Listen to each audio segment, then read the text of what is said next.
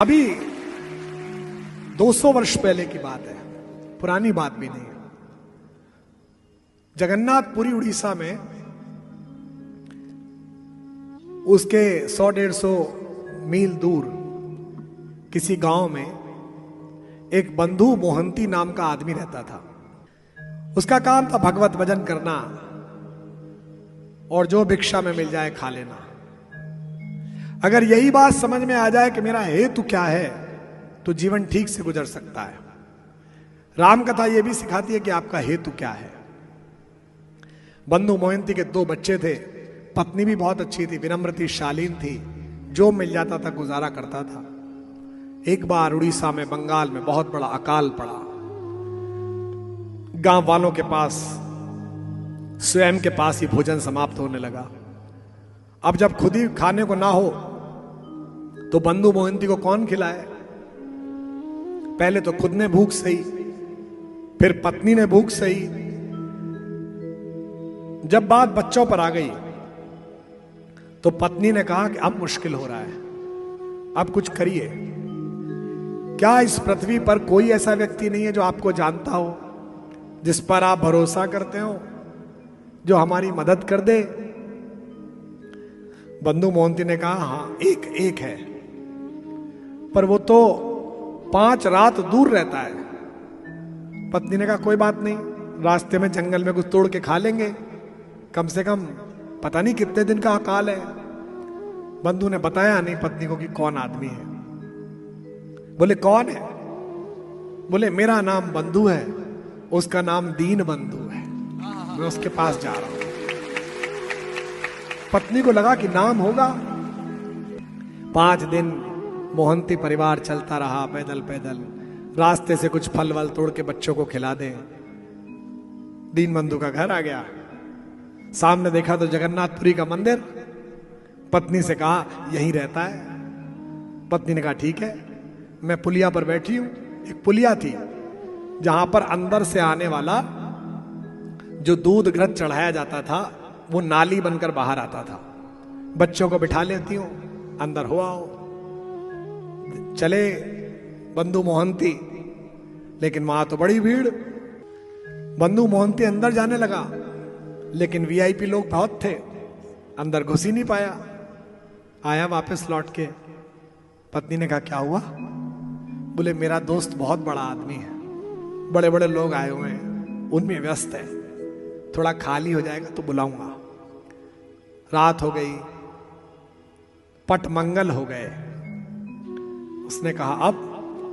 बोले अब सो गया है, बहुत मेहनत करता है, बहुत सारे लोगों का भार उसके कंधों पर है, कल सुबह मिलते हैं। पत्नी ने कहा अजीब आदमी हो भाई, बच्चे भूखे हैं, इनका क्या करूं? तो उसने कहा देख, ये चरणामृत की धार आ रही है, इसमें दूध है, शहद है, दही है, चुल्लू भर हाथ में लाता हूं, बच्चों को पिला दे, स्वस्थ रहेंगे। मैं भी पी लेता हूं, तू भी पी ले, सो जाते हैं। जैसे तैसे बच्चों को पिलाया, सो गए। बंधु मोहंती भी सो गया। 200 वर्ष पहले का सत्य का किस्सा है ये कहानी नहीं है। रात्रि में भगवान जगन्नाथ को विचलन पैदा हुआ। उन्होंने कहा एक ऐसा व्यक्ति जो इतना आस्थावान है कि अपनी पत्नी और बच्चों को लेकर 5 दिन पैदल चलकर आ गया, और मेरे रहते वो भूखा सो जाए, तो फिर ये किस बात की जनता और मैं किस बात का जनार्दन। भगवान ने मंदिर के कपाट स्वयं खोले और भंडार गृह में ताले में रखा हुआ वो थाल निकाला,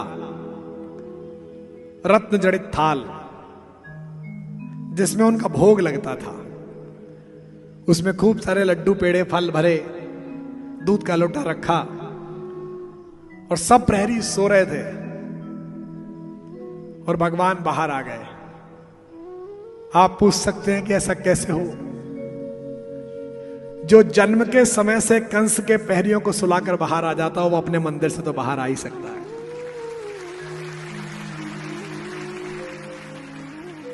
बाहर आकर भगवान जगन्नाथ ने आवाज लगाई, अरे बंधु, ओ बंधु। बंधु ने सोचा कोई अपने बंधु को पुकार रहा होगा, मुझे कौन पुकारता है यहां? बंधु की नींद हल्की सी खुली, उसने सोचा होगा कोई। फिर उसने आवाज लगाई, अरे वो पीथमपुर से आए हुए, गांव से आए हुए बंधु मोहंती, कहां हो तुम? अब बंधु मोहंती को लगा कि तो कोई हमें पुकार रहा है। वो गया, देखा एक ब्राह्मण बड़ा सुदर्शन, पीतांबर पहने हुए। उसने कहा कि आप कौन है? बोले मुझे तुम्हारे मित्र दीन बंधु ने भेजा है, कहा है बाहर मेरा बंधु भूखा है, उसका परिवार भूखा है, ये थाल लो, बच्चों को खिला दो। बंधु तो रोने लगा। बंधु ने कहा उन्हें मेरी इतनी फिक्र? तो उसने कहा फिक्र? तेरा भरोसा झूठा था क्या? अगर भरोसा सच्चा था तो उसे फिक्र है। ले गया थाल, बोला भैया अभी लाता हूं आपका थाल, बच्चे खा ले। बच्चों को उठा के खिलाया, पत्नी को खिलाया, पत्नी भी रोने लगी, खुद भी खाया, सब निपटा लिया। थाल देने चला तो कोई है ही नहीं वहां पर, दरवाजा बंद पड़ा है। सोचा सुबह दे दूंगा, जल्दी उठ के दे दूंगा, और कोई ले ना जाए थाल, इसलिए सिर के नीचे लगा के सो गया। 10-20 दिन में भोजन मिला था तो नींद लग गई। सुबह मंगला के लिए पट खुले 4 बजे तो पुजारी ने देखा कि थाल गायब है। राजा प्रताप वर्मा राज्य करते थे उड़ीसा में 200 वर्ष पहले। सैनिक बाहर खड़े थे, राजा को सपरिवार पूजा करने के लिए आना था। थाल गायब, थाल गायब, ढूंढ मची, सिपाही दौड़ाए गए। थोड़ी देर बाद सिपाहियों की नजर पड़ी, एक आदमी कोई चमकदार चीज सिर के नीचे लगाए लेटा हुआ है। हल्ला मच गया, पकड़ लिया, पकड़ लिया, पकड़ लिया। अब तो बंधु मोहंती की जो धुलाई हुई है, कोई इधर से मार रहा है, कोई इधर से मार रहा है।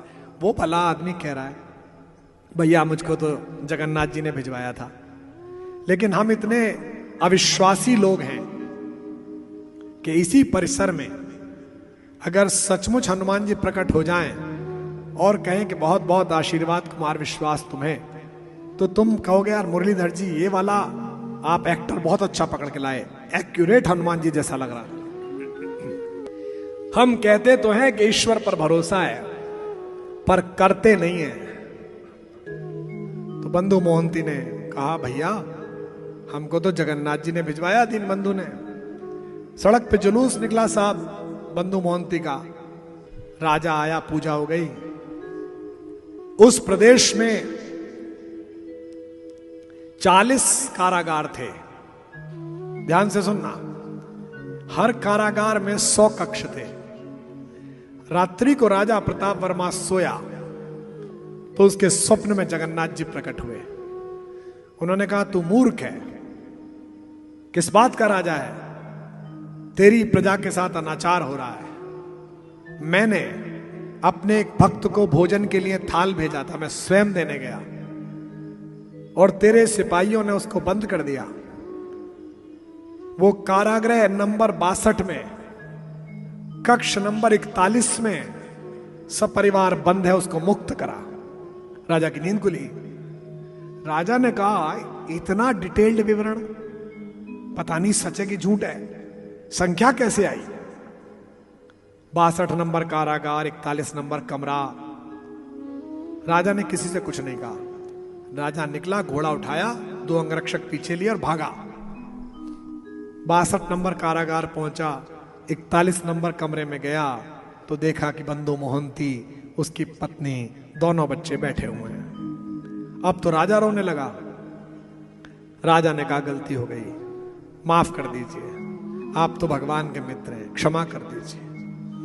बंधु मोहंती ने पत्नी की ओर से देखकर कहा दोस्त तो मेरा अच्छा है, लेकिन उसके चारों तरफ के लोग कुछ गलत हो जाते हैं कई बार।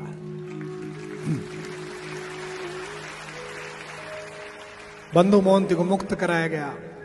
जिस शहर में लोग उस पर थूक रहे थे, गालियां दे रहे थे, चोर कह रहे थे, उसी नगर में उसका सुंदर जुलूस निकला सम्मान का।